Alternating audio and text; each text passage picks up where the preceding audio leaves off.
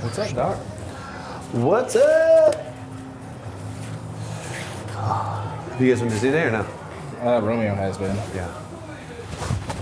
I actually just got here. Did you? Yeah. Well, shoot. Here we go. I was like, oh, DoctorBeau's coming in. I better show up. I know Bryce is like, Dad, can you call Travis? And I was like, yeah, I'll call him when you get up on Saturday. You know what I mean? He freaking didn't wake up till like 10:30. He was all late all night with his buddies on Friday, you know? Playing the fork match? Yeah, exactly. Some of those kids have insane, you can see how many hours those kids have played on that. And some of them are like 2,000 hours. Oh, yeah. And I'm like, 2,000 hours. Right? Oh, yeah. And still be like, man, there's people that are so good at this Right? game. It's like, why aren't you one of them? Exactly.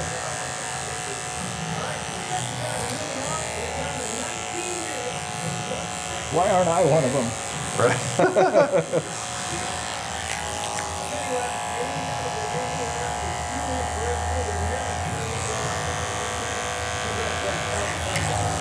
Were you busy Saturday? We're doing appointments now, so it's not so bad. That's good. I just didn't even get your text message. Otherwise, I figured it. I was like, you know what? I bet he's slammed up. I'm like, well, if he's not, I hit it, but if not, no big deal. Yeah, I got a new phone and I forgot to install Instagram, and I still have yet to like put it on like The app? where I can reach it. Yeah. So like I had one guy message me Friday or something asking if we were full up for Saturday, and You're like, whoops. I didn't get it until like Saturday morning. I was like, oops.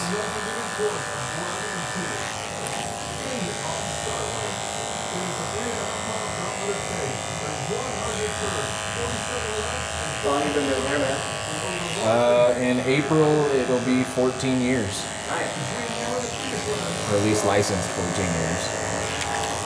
Did you start at the place in Orchid? Was that your first place that you worked at?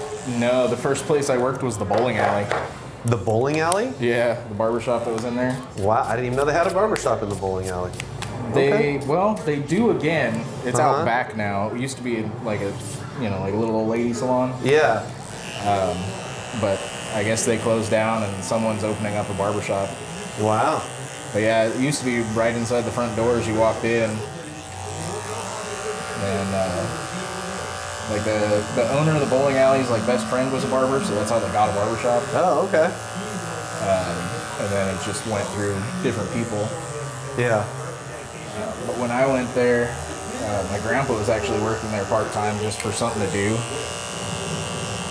And I got my license and drove back from LA and was basically just going to brag to my grandpa, He was a Look, I barber got too? it. Yeah. Oh, okay. Yeah, his dad was a barber. There's a story my grandpa used to tell that he's not entirely sure how many generations you want to count as being barbers in our family, because he said the earliest one was an Indian and he only gave one haircut a person. But he also said that the first time I fell and skinned my knee, all of my Indian blood bled out of me, so That's funny. it had to be way back. Yeah, multiple generations then. That's wild. Yeah, I was going to school to do 3D animation. I wanted to make video games and movies and something like that.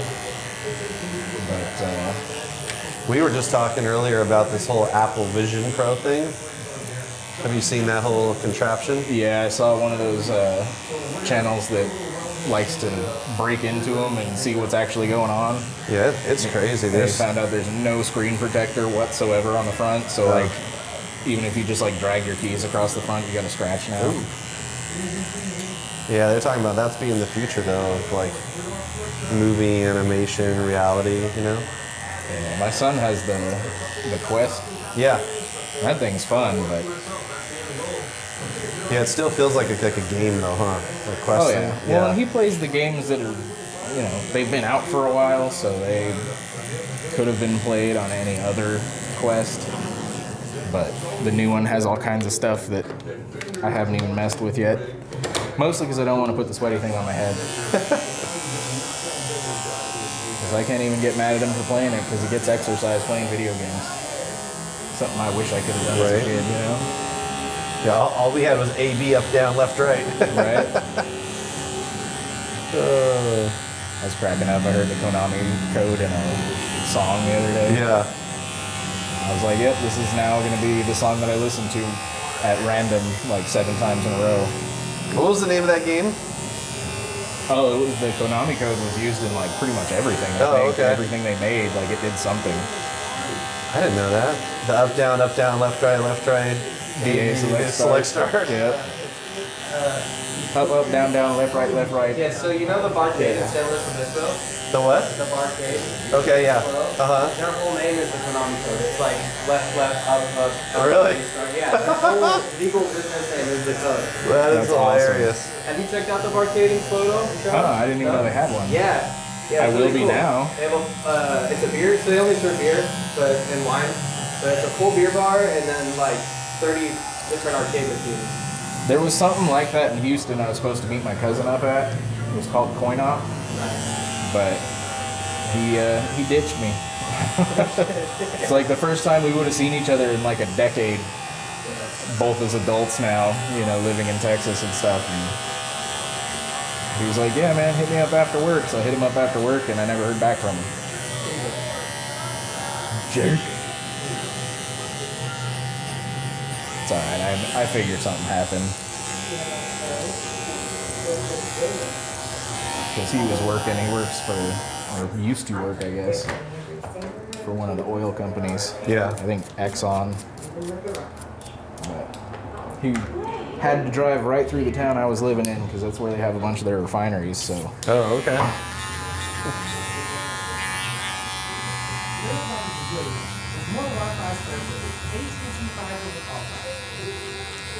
Yeah, sorry for making it difficult on you having to run back and forth, but my chair's broken right now, so I can't just like turn it. Spin me around. Yeah. I can, but I have to hold the handle down, and it's really annoying, so I just walk around instead. You gotta tell Romeo, we get this place fixed around here. Get a Yeah, chair. he keeps saying he's gonna fix it because I keep bitching about it, but it's more of like, because all the oil and stuff that's in it, it's gonna be messy. Yeah, I get it. So it's just getting ourselves mentally prepared to have to deal with oil all over the Right. floor. So we did one at his house in his garage. That one was easy because we just put trash bags down on the garage floor. And didn't There was worry that about much oil that came out? it. Yeah, 'cause it's all the hydraulic system and it's not closed. So as soon as you take the top of the chair off, it's just dripping. Oh, man. But there's apparently a spring in mine that is letting the valve stay open or closed or doing whatever it's doing. It's Yeah. not letting the chair pump.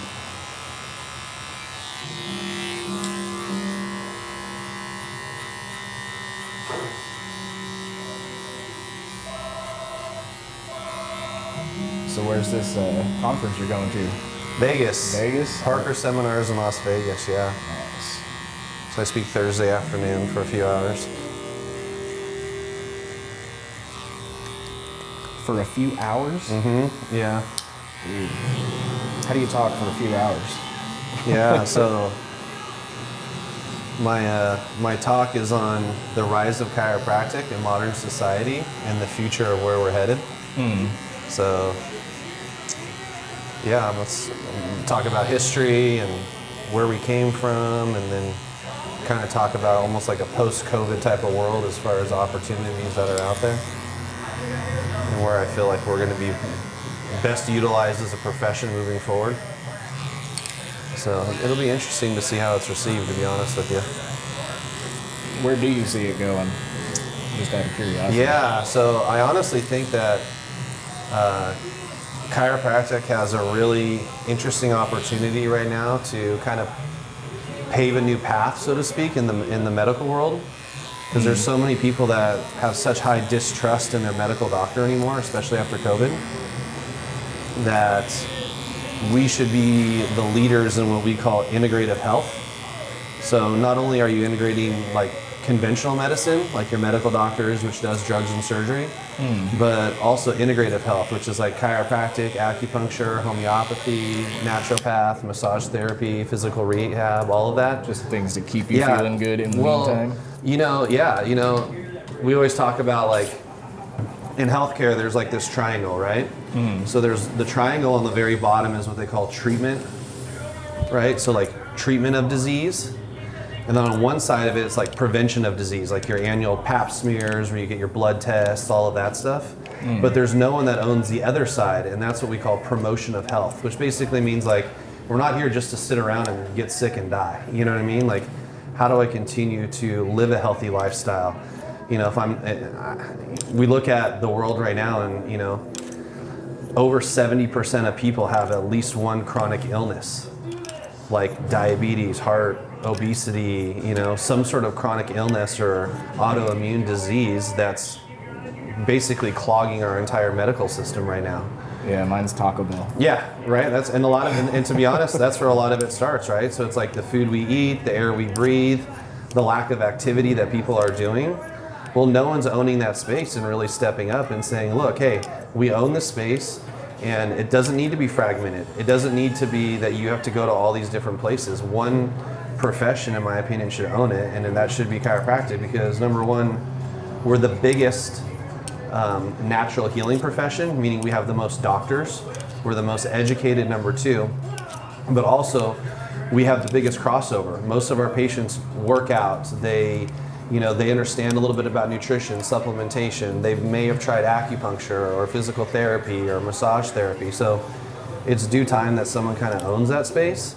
And I really feel like that's where chiropractic can be best served. And it's not saying that we're turning up a finger to the medical doctor by any means. No, you know, those people do great work, but they're just so overwhelmed right now with dealing with all of this chronic illness. Well, what if we start reversing the trend? Because we know that people, at least in our practice, that are in our practice tend to be healthier and more body conscious than those who aren't, because we get an opportunity to talk to you guys about your posture and, you know, exercise and stretches and nutritional supplementation type of stuff. So that's kind of what my talk's about, is to kind of like, how do we create a corner on that market and do so in a way that's collaborative with other medical professionals? And I think there's a lot of opportunity there. Well, I mean, you can see it with Katie. Just if she wasn't going to you, she'd be probably still going to pain management and all that other stuff. Right. And having doctors tell her, oh, it's in your head. Right. You know, I was looking at just the statistics the other day as I was preparing for my talk, and 30% of all medical visits have to do with some sort of musculoskeletal issue, right? Which chiropractic can do wonders for, because medical world only knows, you know, drugs, injections, surgery, or maybe physical therapy. But also, like, they also have, you know, this huge, another 50% are just people literally going to refill their medications for diabetes or their blood pressure, you know what I mean? And it's like, man, we could easily own that first 30%. We can contribute to lowering the number of that second 50% and allow these doctors to get back to doing what they actually are meant to do, right? Like, to actually provide acute care, to actually manage patients the right way so they're not so overwhelmed. I mean, you know this better than I do, but like, you go take an x-ray or do blood for your medical doctor, they won't even call you, right? Unless there's a major issue, they just will not call you back. And it's so sad. So I'm hoping that we can... So is my leg broken or not? Legit, right? Or they don't know what to do. Just like in this situation with your wife, Katie. It's like, well, we don't know what to do. You know, like, we'll just keep giving her more medication or just keep giving her more injections, even though it doesn't help, you know? Yeah, and then the way it works too is different doctors will think different things. Right. Because I had a doctor at the hospital telling me that she would have my wife on muscle relaxers rather than gabapentin, because she didn't think gabapentin was a good idea. Right. Like, well, crap. We got two people that have gone to way more school than I have, you know, telling me two different things. So. And then knowing, I mean, you know this too, but like, living a life on muscle relaxants is just not a good fulfilled life, you know? No, but it's better than those 18 injections in her back all the time. Exactly. So my rally call to the profession is to say, hey, look, guys, like, we are number one, ready. Number two, we actually already own this market, but no one in our world is really stepping up and just claiming it, you know? And my goal and hope is that people in the higher ups in the universities and the major society associations will actually hear it and be like, you know what, they're onto something there. And I think we need to look more into that and see if that's a space that we can step into. Because people are there, you know, my practice has never been busier before than it has after COVID. Because people, like I said, they just distrust their medical doctor. You know, they were sold on basically a lie.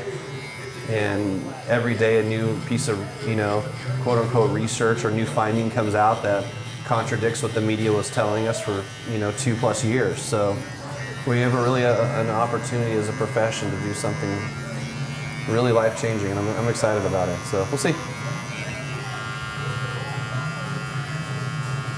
Sounds pretty good. Yeah. So that's what I get to talk about for 2 hours. Well, you're up to what? 5-10 minutes there, so.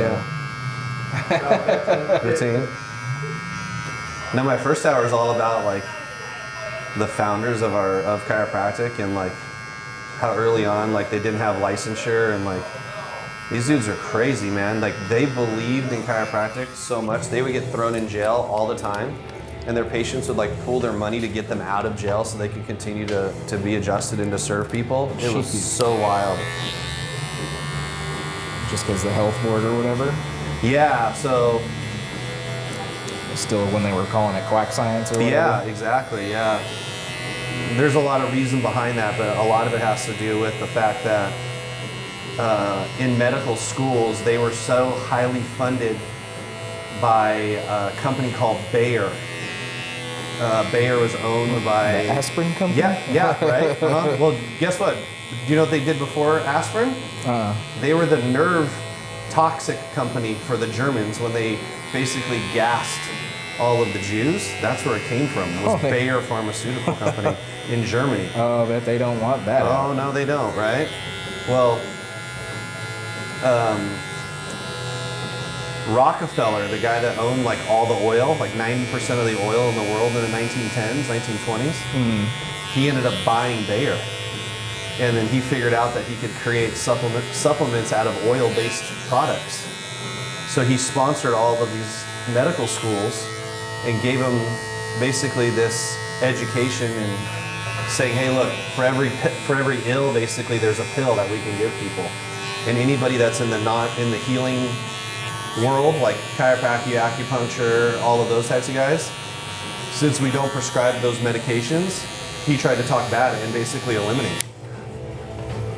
So that's what they taught in schools. Chiropractic's terrible. Say that sounds on par with everything I've ever heard about a Rockefeller. Yep, exactly. Even dentistry was poo-pooed for a very, very long time. So yeah, so that's kind of where it all, I guess you say, sort of came from. So anyway, you have these chiropractors out there performing these like amazing works. Oh, perfect, dude. Except for that left side again. Except for up there, yeah. Every time. Yep. And I even know about it. Yep.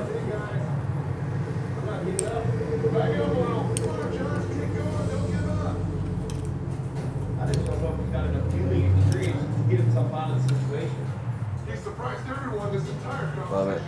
Alrighty. Ugh. Let's do this part real quick since your wife specifically requested it. Mm-hmm.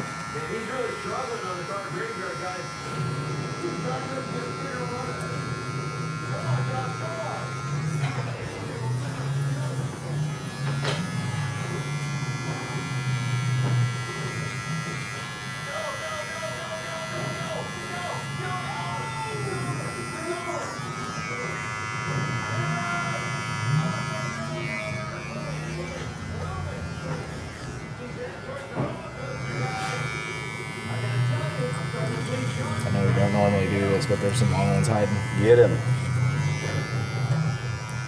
Going to Vegas, you gotta look good. Hey.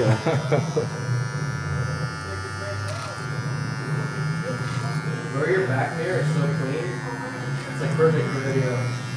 Shooting out the back? Shooting into the mirror to Yeah, the back is yeah. usually like rough. You came the perfect day because we clean them on Saturdays at the end of the week. So this is the first day. They haven't been splashed on yet.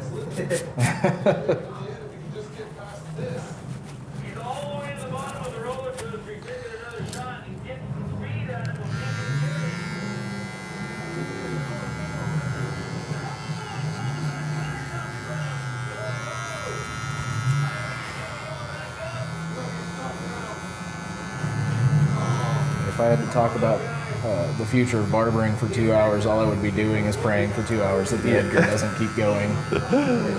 Yeah, we're gonna start with the Edgar, and how much I hate it. Yep. They always travel in packs. Anyone ever came in here and asked for the Edgar cut? Not very often, but it does happen. It's happened? Yeah. They don't call it that by name, but they describe it, and we're like, so the Edgar, and they're like, oh yeah.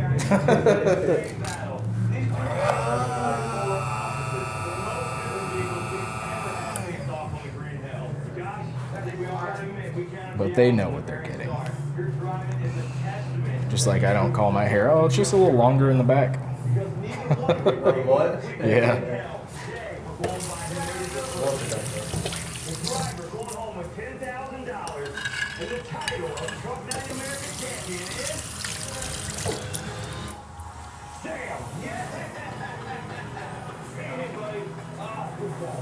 I'm feeling pretty awesome right now. Once I get home with that 10K, I'm gonna start buying some tools up to start my tab shop. Good job. I was up against some stiff competition, but Hellride did great. Come on. Wow. This is pretty him on.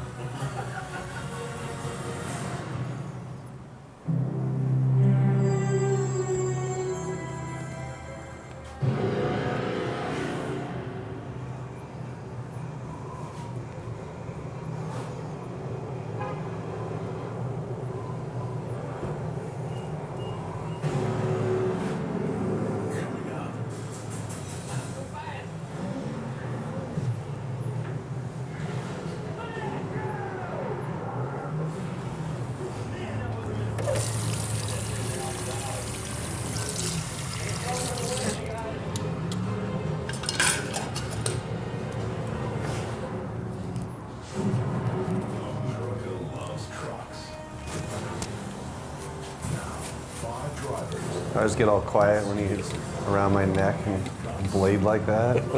One slip of the wrist. Right? That's probably what you guys think of me too, right? When I adjust your neck, you're all quiet. You're like, just one quick flip of the Right. wrist. This is going to be the moment I either go paralyzed or feel really good. I just tell you, just get ready to see Jesus. Either way, it's gonna happen. Oh. That's exactly it. Oh, thanks, dude. Except I was on both sides of it this time. 'Cause Right, I was quiet because exactly.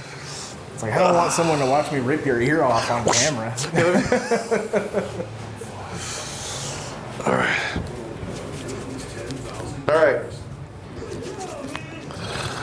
Let's adjust you now. All right. Do you have the massage gun here? No. No, it's at the house. Okay. Sit in your chair. It works like I got a that. mic up already. I want to get myself back. All right. Oh, and if you want to do the neck thing, we can throw the headrest on here and lean The it back. headrest? I can just do it with you sitting right here. Oh, that works too. Oh my God. I didn't even know that hurt.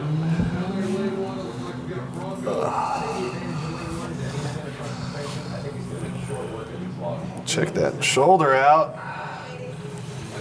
The left one's finally getting better. Well, that's good. I gotta stretch it a little bit more, but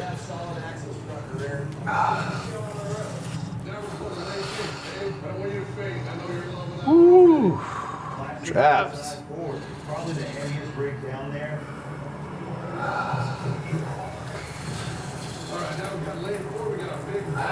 Let's do this. Take your head first here. No, you're good. And you're just going to take your head over like that, okay?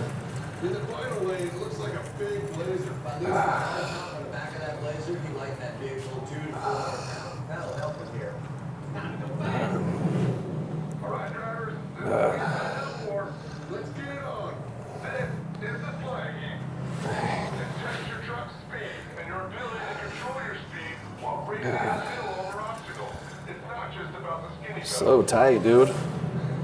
You using your arms and hands all day or something? Damn. something like that.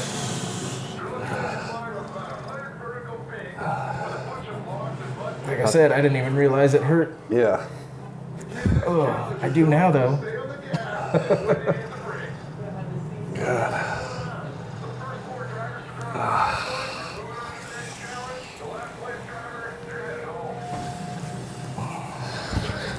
Can this thing go down at all, or is that where we're at? I think it's as low as it gets. Yeah. That's where we're at? Yeah. Let's see if I can kind of... So kind of just let your head kind of... There you go.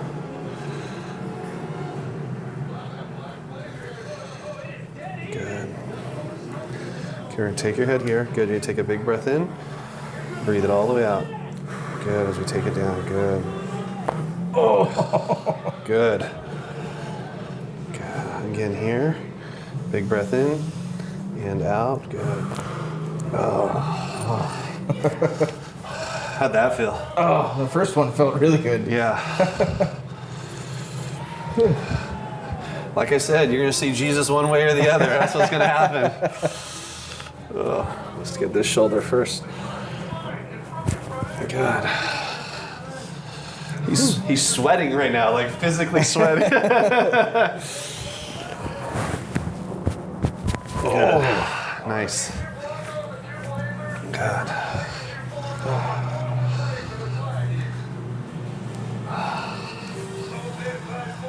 All right, stand up. Here's when you can teach. Put your arms across. Good. Take a big breath in. Breathe out. Good. There we go. Good. Sorry. You're all good. I'm a big guy to try and do that too. Whew, that neck one was tight, dude. It felt like it. Like I said, I didn't realize it was tight, but I feel so much better now. Good. Appreciate it. No problem. Appreciate you, man. Get me lined up. You look good. Oh, good. I hope I look good. It's all. God, I hope you don't leave it and people ask like, what happened to you? Oh, all right, dude.